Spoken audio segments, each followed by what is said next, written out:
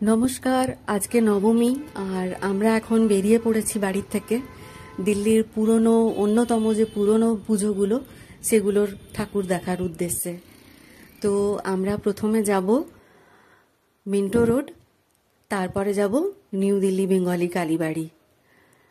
তো দুপুর দুপুর আমরা বেরিয়ে গেছি। ও বলল যে তাড়াতাড়ি না বেরোলে ওখানে ঠাকুর দেখা খুব মুশকিল হয়ে যাবে। তো সেই জন্য যত তাড়াতাড়ি পারলাম খাওয়া দাওয়া করে বেরিয়ে গেলাম বাড়ির থেকে। তো এখন রাস্তাঘাট মোটামুটি খালি, কারণ একে তো দুপুরবেলা, তারপর ওয়ার্কিং ডেজও হচ্ছে। এখানে তো আর ছুটি নেই সেরকমভাবে। আমার হাজব্যান্ড আজকে ছুটি নিয়েছে তাই।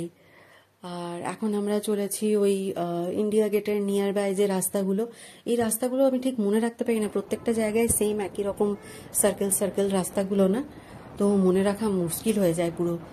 তো যাই হোক, চলেছি এখন আমরা মিন্টো পার্কের উদ্দেশ্যে। এই রাস্তাগুলো আমি আরও বিশেষ করে তুলছি, এই রাস্তাগুলো আমার খুব ভাল লাগে, এত সুন্দর গাছগাছালি। মিন্টো রোডের কাছাকাছি পৌঁছে আমরা একটা ছোট্ট দুর্গাপুজো দেখতে পেলাম, তো আমরা ওখানে ঢুকে পড়েছি। এখন একটা সরকারি আবাসীয় কলোনির মধ্যে পুজোটা, এই যে ওনারাই মনে হয় নিজেরাই এই পুজোটা করছেন। এই যে মায়ের মূর্তি, ওখান থেকে বেরিয়ে এবার আমরা চলে এসেছি মিন্টো রোড কালীবাড়িতে, পৌঁছে গেছি প্রায় কাছাকাছি। এখন থেকেই এখানে গাড়ির জাম লাগতে শুরু করেছে, যথেষ্ট ভিড়ও রয়েছে, রাস্তা দিয়ে বোঝা যাচ্ছে। এই যে বাপরে, 1940 সালের থেকে এটা হচ্ছে। খুব সুন্দর মায়ের প্রতিমা, আর কিছু লোকাল চ্যানেল থেকে মানে যারা এসেছেন এখানে তাদের ইন্টারভিউ নেওয়া হচ্ছে দেখলাম। আর এই যে এখানে একটা ছোটোখাটো দোকানের পসরাও সাজিয়ে বসেছে, আর ফুডকোর্টও রয়েছে এখানেই। তো ওই কস্টিউম জুয়েলারি, তারপর হ্যান্ডমেড যে জুয়েলারিগুলো, জুটের ব্যাগ, এসবই রয়েছে। এই যে ওয়াল হ্যাঙ্গিং, কিন্তু অসম্ভব দাম, কাউকে মানে হাত দিয়ে কাজ নেই।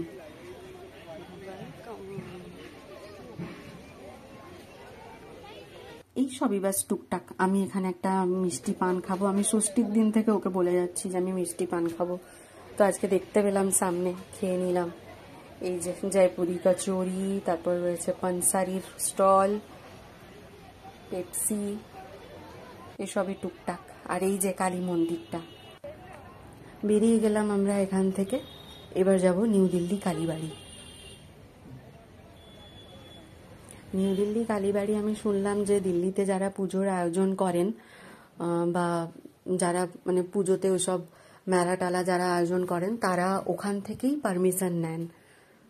জানতাম না এটা, আমি ওর থেকে শুনলাম। এখন আমরা সিপির মধ্যে দিয়ে চলেছি, সিপি প্রায় খালি দুপুরবেলা। পৌঁছে গেছি আমরা নিউ দিল্লি কালীবাড়ি, বেঙ্গলি কালীবাড়ি। এটাও অনেক পুরনো। এখানে এটা আমার দ্বিতীয়বার আসছি আমি এখানে। ভিড় রয়েছে, এখনই এত ভিড়, মানে এখন বিকেল 4টে প্রায়, এখনই এত ভিড়। সত্যি ও একদিকে ভালো কথাই বলেছিল, তাড়াতাড়ি বেরিয়ে গেছি, খুব ভালো করেছি। মায়ের সামনে ভালো রকমের ভিড় রয়েছে, দেখা যাক আমি ছবি নিতে পারি কিনা। সাইড থেকে মনে হচ্ছে পেরে যাব, চেষ্টা করি একটু আগে যাওয়ার।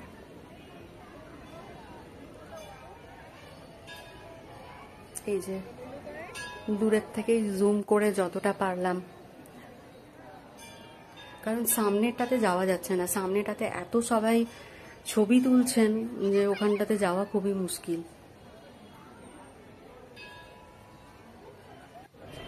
আর এই যে মা কালী, আমি ওপরে গিয়ে তুলে এলাম এক ফাঁকে। এখানেও এরকম ছোটখাটো স্টল, আমার শ্বশুর বাড়ির ঝালমুড়ি।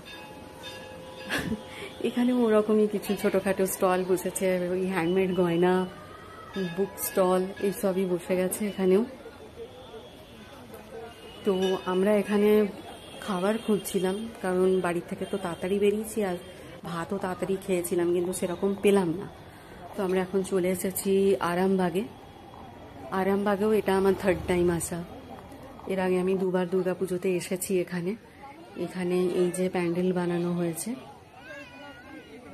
যাত্রাপালার থিম নিয়ে কিছু বানানো হয়েছে মনে হচ্ছে, কারণ এই যে বড় বড় আগেকার দিনের মাইকগুলো, তারপরে যাত্রাপালার বিভিন্ন আর্টিস্টদের ছবি দেওয়া রয়েছে। এর মধ্যে আমি ওই গীতা দেবী আর হারাধন লাহিড়িকে চিনতে পারলাম। এই যে মা দুর্গাটা যেটা দিয়ে বানিয়েছে সেটা পুরো ওই মাইক আর ওই বিভিন্ন যন্ত্রাংশ দিয়ে বানিয়েছে দেখছি। এটা বাইরে, ভেতরে মায়ের মূর্তি রয়েছে। এটা প্যান্ডেলের ভেতরটা। এখানেও ওরকম চারিদিকে মাইক টাইপ দিয়ে ওরকমই বানিয়ে রেখেছে। বিভিন্ন যাত্রাপালার পোস্টার, ব্যানার এসব দেওয়া রয়েছে। আর বিভিন্ন যাত্রার যে ডায়লগগুলো সেগুলো বাজছে ওখানে। ভিড় সেরকম এখানে নেই, কিন্তু মানুষ শুধু ভিড় করছে ফটো তোলার জন্য। তো আমি বেশিক্ষণ দাঁড়াতেও পারলাম না, ওখানটাতে বেরিয়ে গেলাম। আর খুব কাদা রয়েছে, কালকে খুব বৃষ্টি হয়েছে এখানে, তো যে কারণে এই কাদার ওপরেই কার্পেট বিছিয়ে দিয়েছে। আমরা চলে এলাম এখানে আমরা খাবো এখন। তো আমরা এখানে মোমো আর শর্মা রোল আর ঘুগনি খেয়েছিলাম। তারপর ওখান থেকে আমরা বেরিয়ে যাই।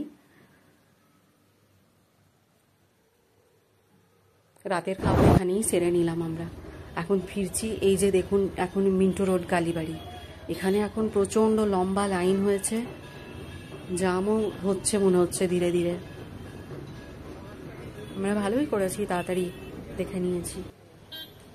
তো ওখান থেকে আমরা সিধা চলে এসেছি দ্বারকা। আগের দিন যেখানে এসেছিলাম আমি, সপ্তমীর দিন, বঙ্গীয় সমাজ, দ্বারকা বঙ্গীয় সমাজ, ওখানে চলে এসেছি। ওখানে আজকে বাবুল সুপ্রিয়র আসার কথা, তো সেই কারণেই আমরা আরও এলাম।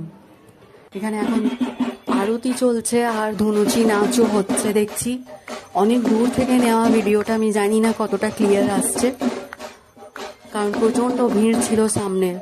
আর যেটা ধুনুচি নাচ হচ্ছে সেটাও ভালো করে আসছে না আমার ফোনে।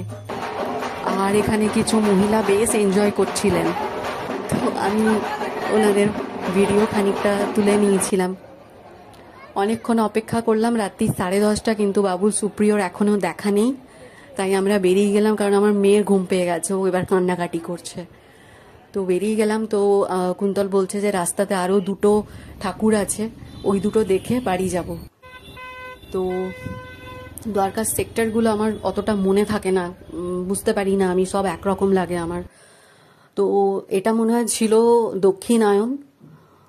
আর আরেকটা যেটা ছিল, আরেকটা এর পরের ঠাকুরটা যেখানে আমরা দেখতে গেছিলাম, ওই জায়গাটা আমার একটুও নাম মনে নেই।